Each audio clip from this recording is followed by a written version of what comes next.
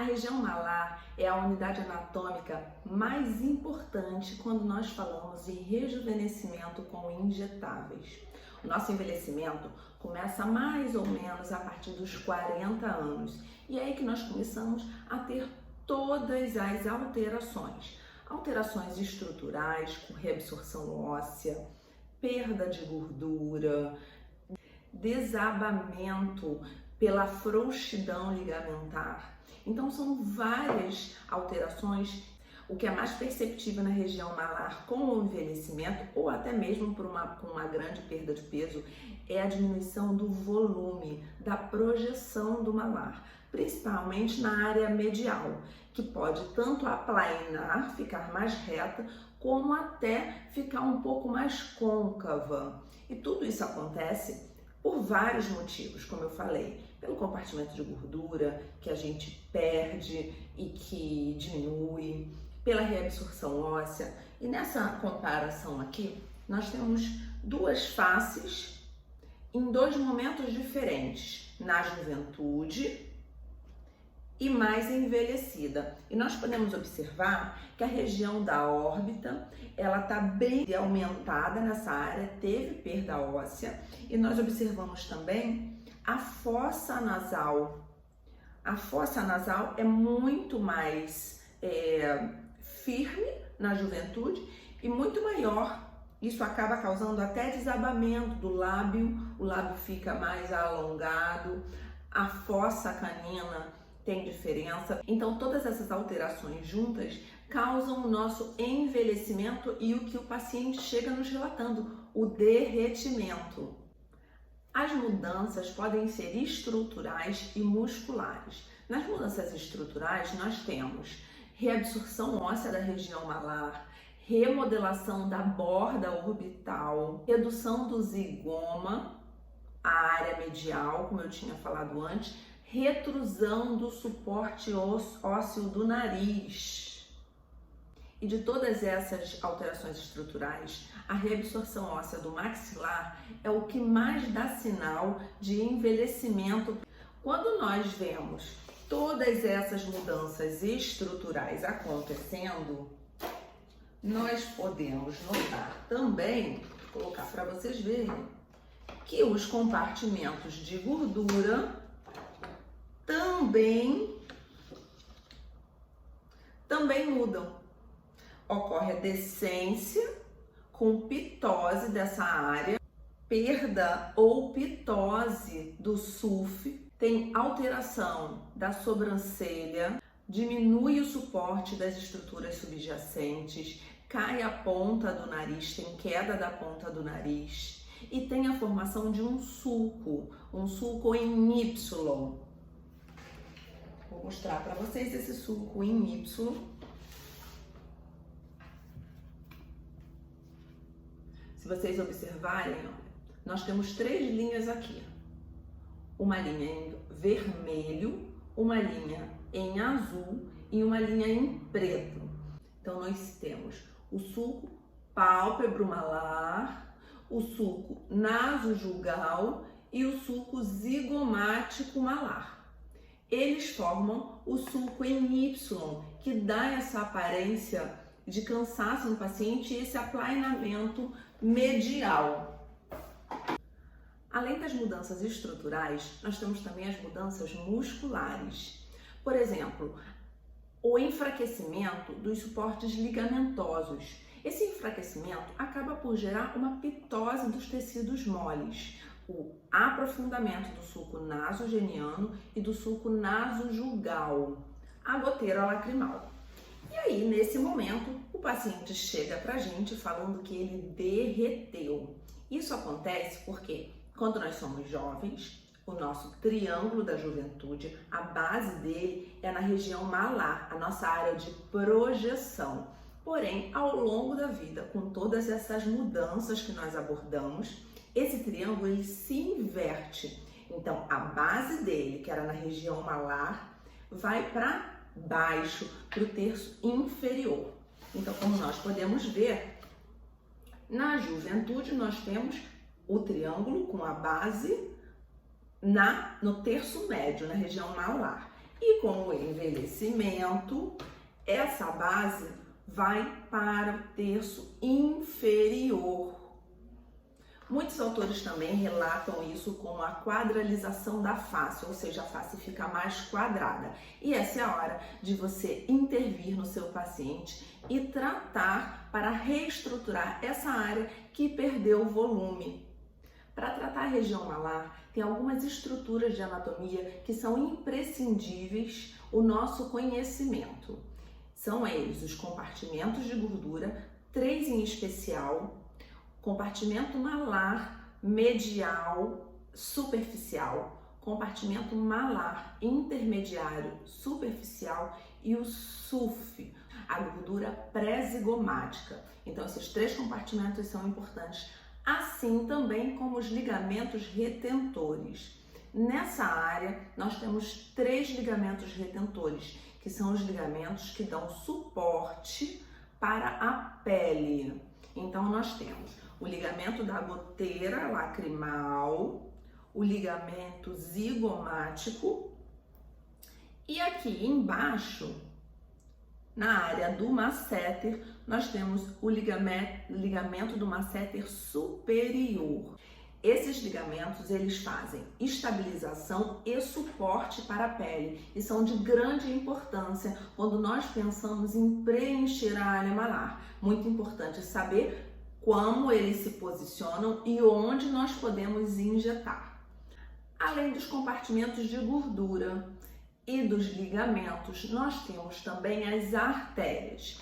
Eu gosto de ressaltar 2 em especial: a artéria facial e a artéria temporal. A artéria facial, ela vem da carótida externa, pela borda da mandíbula, anterior ao músculo masseter, ascende, se divide em labial superior e inferior, continua em ascensão pelo nariz, até encontrar a artéria infraorbitária e se anastomosar com ela, formando a artéria angular. A temporal, por sua vez, ela tem 2 ramos: a artéria zigomática orbitária e a artéria facial transversa. O ramo superior da facial transversa passa a mais ou menos 14 milímetros do arco zigomático, da parte inferior do arco zigomático. Então, isso é muito importante para os pontos de sustentação dessa área. Quando nós localizamos e dominamos essas estruturas anatômicas, nós conseguimos mapear todas as nossas áreas de risco e perigo e saber entregar para o paciente um bom resultado com segurança. Sabendo as alterações estruturais de envelhecimento e todos os pontos anatômicos de importância, aí sim nós podemos evoluir para a avaliação e a técnica a ser usada. O nosso paciente, ele quer um resultado natural e rejuvenescido. E para isso nós temos que ter em mente alguns pontos na nossa avaliação. Primeiro ponto, avaliar o paciente em repouso e dinâmico. Alguns pontos específicos: se você não avaliar o paciente dinâmico e você projetar muito esse ponto, você pode transformar o paciente numa caricatura. A famosa síndrome da pillow face ou hipercorreção. Então é importante que a gente avalie o paciente nesses 2 momentos, em repouso e dinâmico. Além disso, nós temos outros 2 pontos importantes: flacidez a avaliar. O paciente tem flacidez? É uma linha de tratamento a seguir. O paciente não tem flacidez? Outra linha a seguir. E além desses 2, nós temos também a projeção. O quanto o meu paciente é projetado? Ele tem projeção? Ele já está côncavo ou só está aplainado? Essas avaliações são importantes para que a gente trace um plano de tratamento adequado para o nosso paciente. Todas essas alterações de envelhecimento, elas simulam pontos negativos, atributos negativos nos nossos pacientes. Bravo, cansado, mais flácido, e nós temos que saber identificar esses pontos e tratá-los como primeira parte do tratamento. Nós não podemos ir para o refinamento, por exemplo, para a olheira ou para o lábio, sem tratar os pontos negativos do paciente. E nisso o MD Code nos ajuda muito, porque conseguimos identificar os pontos negativos, conseguimos passar para o paciente essa mensagem das áreas a serem tratadas, mesmo que não seja aquela área que ele chegou apontando, mas nós com o MD Codes conseguimos explicar para ele que tratando uma outra área, nós conseguimos dar resultado na área que ele quer. O MD Codes divide a face em unidades faciais anatômicas. Região malar é uma unidade, região mandibular é outra, mento é outra, área dos olhos, lábios, e dentro dessas unidades nós temos pontos códigos específicos, que são chamadas de subunidades. Então, quando nós temos uma unidade, nós temos uma letra que significa aquela unidade. Por exemplo, a região malar, que nós vamos falar hoje, é a TIC. CK. Então, CK é a unidade. E as subunidades são os números que, dependendo da área, são 3 pontos, são 5 pontos, são 8 pontos. No caso da região malar, a remodelação malar com MD Codes é feita em 5 pontos. Então, CK1 significa que é o ponto mais importante, o primeiro ponto a ser tratado na remodelação malar. A remodelação malar, no protocolo do MD Codes, está na estruturação, na analogia da casa, na base, na estrutura, para que a gente possa fazer o contorno e o refinamento.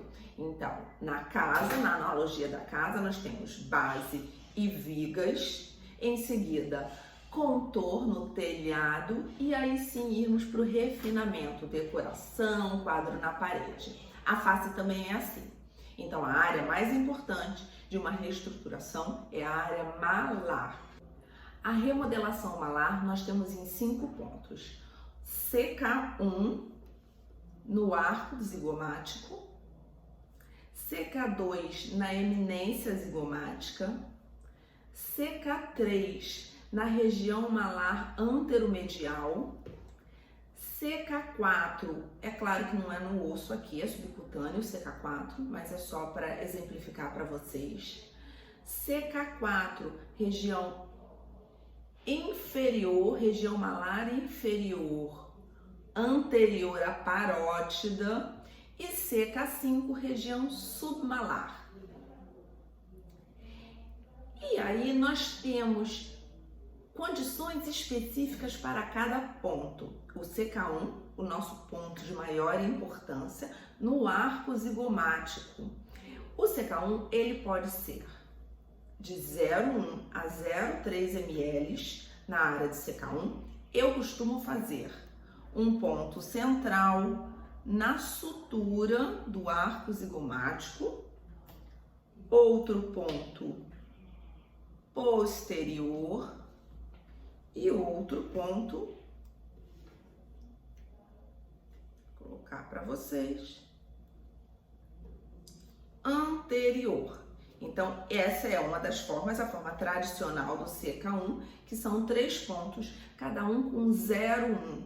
É um ponto justaósseo, periosteal. Então, é um ponto com agulha, periosteal, e cada ponto é para injetar 0,1 ml. Então, um total por área, nós temos 0,3 ml. Sempre lembrar, a aspiração é altamente recomendada. Então, área CK1, bolos, 0,1 ml por ponto, aspirando e com agulha. Essa área do CK1 melhora suporte da região periorbital inferior, supercílio e faz efeito lifting. O CK2 é na eminência zigomática, aplicação justa óssea com agulha 02 a 04 no ponto, aspirar sempre. O CK2 tem como benefício a projeção malar e a diminuição do sulco pálpebro malar. Depois de CK1 e CK2, nós vamos para o CK3. Olha a cor do CK3. Vermelho é um ponto de alerta e risco, porque nessa área nós temos o forame infraorbital. Então, eu recomendo que nessa área vocês façam a aplicação com cânula. E aí, quando a gente vai fazer uma área com cânula, nós estamos pensando num volume maior. Essa área pode ser feita com cânula no subcutâneo 0,5 ml e ela vai melhorar a área da goteira lacrimal, porque você dá sustentação para a área do rebordo ósseo orbital. Quando nós vamos para o CK4, é uma área que está em azul, não é uma zona de risco, mas é uma zona de atenção, porque logo atrás da área do CK4 nós temos a parótida. Também é um ponto para se fazer com cânula. E quando nós pensamos em cânula, nós pensamos num volume maior, num volume de 0,5 ml, 0,5 por lado. Em leque, anterógrado, e tem que ter cuidado de não bater na parótida. Se o paciente sentir dor, você pode ter certeza que a sua cânula pode ter encostado na parótida. Então é uma área de cuidado. E para finalizar a remodelação do malar, nós temos o CK5 na área submalar. O CK5 ele é usado para os pacientes que emagreceram muito, que tem um colapso da face nessa área, o colapso do bucinador. Então ele é um ponto que ajuda para esses pacientes, também com cânula, e ter cuidado porque é uma área em vermelho. Então aqui nós temos a artéria facial e o nervo bucinador. O CK1 também pode ser feito de outra forma, que é o que nós chamamos de Top Model Look. O Top Model Look é na mesma área, exatamente no arco zigomático. E aí nós não faremos com agulha. Nós vamos fazer com cânula. Mas qual é a diferença, Lidiane? CK1 com cânula, CK1 com agulha, fazem a mesma coisa? Sim, eles fazem o efeito lifting. A diferença é que com o CK1 com agulha, nós temos um maior suporte. E o CK1 com cânula, nós damos para o paciente o efeito blush. E pode ser usado tanto por homens quanto por mulheres. A única diferença é a forma de posicionamento. Então, nós temos uma aplicação com cânula, pertuito da região malar, da eminência zigomática para a região lateral, e nós temos uma injeção linear retrógrada no arco zigomático, 0,5 ml. Estamos falando de cânula, estamos falando em volumes maiores, 0,5 ml nesse ponto. Como nós podemos manter o gênero do paciente? Então é importante, quando nós falamos de homem, nós falamos de uma injeção totalmente paralela ao arco zigomático, para manter a postura masculinizada.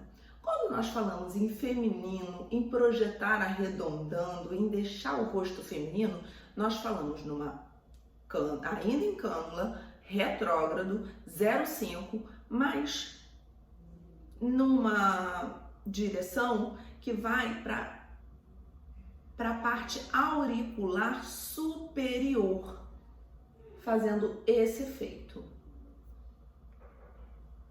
Depois de ter abordado todos os códigos de remodelação malar, acho importante algumas diquinhas. Por exemplo, CK1 e CK2. Nós usamos quando o paciente precisa de um efeito lifting. CK1 e CK4, quando o paciente quer emagrecer, quando precisa afinar o rosto, lembre, pela inversão do triângulo da juventude. CK3 e CK5 são os pontos da remodelação malar quando nós queremos volume ou precisamos reestruturar a região malar medial para tratar no futuro um ponto de refinamento como é a goteira lacrimal. Sempre atentar para as diferenças de gênero, isso é muito importante. Manter os nossos pacientes naturais. Por exemplo, um CK3 no homem não pode ser tão projetado.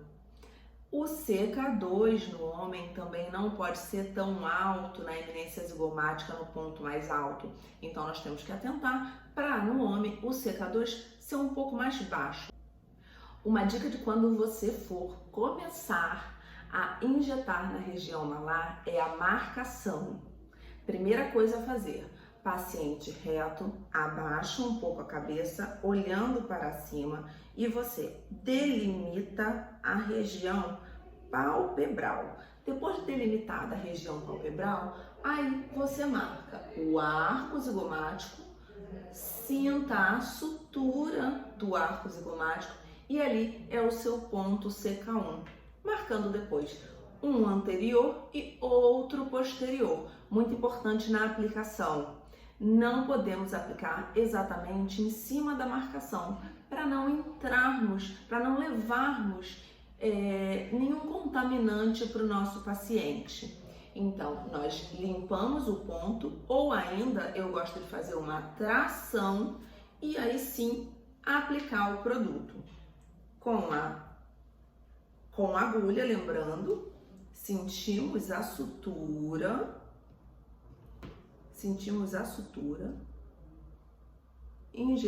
colocamos a seringa no osso justaperiosteal, aspiramos, segurando firme, aspira, contando até 10 lentamente e aí sim injeta 0,1 por ponto.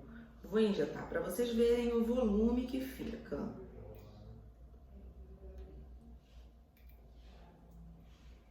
E lembrar que como nós queremos uma área de estruturação e efeito lift, nós não podemos massagear.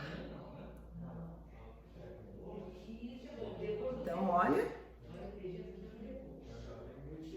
E aí nós deixamos mais 2 pontos, um anterior e o outro posterior, e falamos para o paciente que ele não pode massagear, nós também não vamos massagear para não perder o efeito lift, e por pelo menos 48 horas esse paciente não pode dormir nem de bruços e nem de lado, para que a gente consiga o efeito desejado.